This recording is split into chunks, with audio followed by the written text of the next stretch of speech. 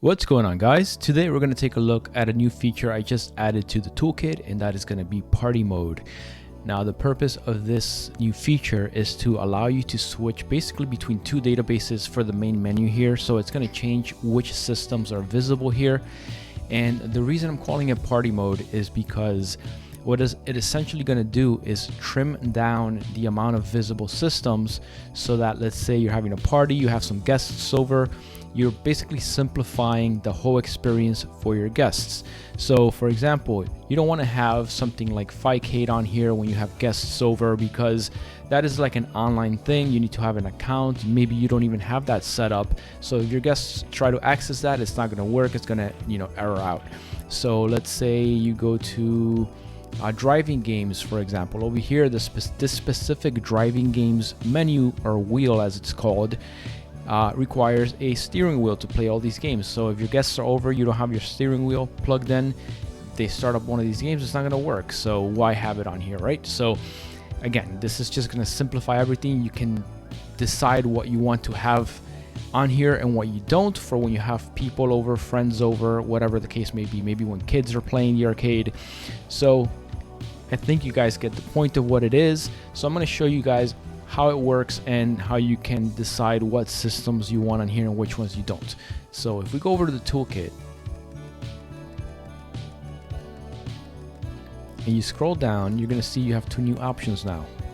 So you have disable party mode and you have enable party mode. Now if you try to run disable party mode right now, it's going to tell you that party mode is already disabled, right? Because we have all the systems enabled on the wheel there. If you go to enable party mode, it's going to tell you enabling party mode. We will now disable systems which you have chosen to hide from the hyperspin menu. Party mode is great for simplifying the gaming experience for your guests. Then it says party mode enabled successfully. The system is now ready for your guests. Now check this out. If we go back to the main menu, you can see that there's a bunch of stuff missing now. All right, you don't have the driving games. I even took out the gun games. I took out Ficade. I just left the heavy hitters right here. Stuff that people are familiar with, MAME, all the arcade classic stuff. I left, the big consoles. I left pinball, some of the pinball, not all pinball systems. Super Nintendos, your Genesis, all that stuff, right? So that's the idea. You're simplifying it for your guests. Now, if I go back to the toolkit and I enable, or actually I disable party mode, disabling party mode, we will now enable all available systems so that they appear in the hyperspin menu. So let that finish. It auto closes. You don't have to close anything. You just have to give it some time. Cool, it's done. Now if you back up, all the systems are back again. Ficade is there, everything's there. All right, now that's how it works. That's what it's used for. Let me show you guys how to disable whatever systems you don't want to appear when you enable party mode. So exit to Windows, and I'm gonna go over here, and I'm gonna go, if a window doesn't pop up for you, by the way, you just go to this PC right there, and you want to go to databases.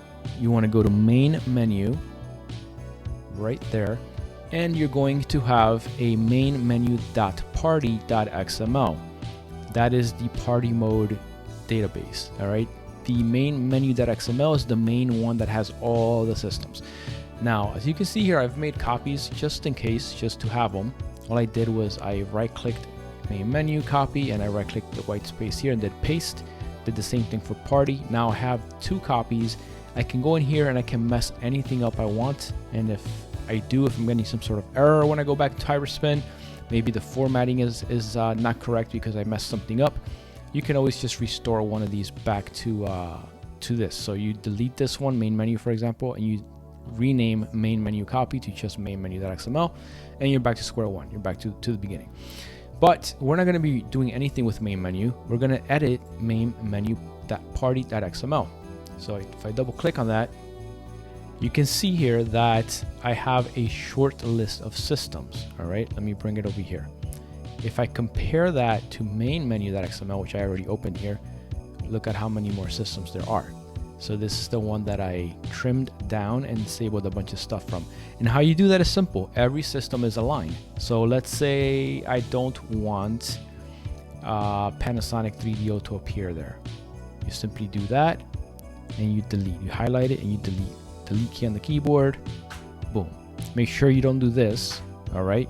Don't take the greater than out, because you're messing up the formatting and then the database is not going to work correctly.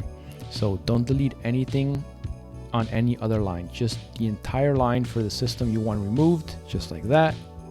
Boom, I deleted that. You're good to go. Now I took those two systems out. Then you go over here to the floppy disk, click save, done. Now when you do the enable party mode, it's going to enable only what is here. All right, pretty straightforward, guys. If you want to add to this, because I'm going to give you guys this version here.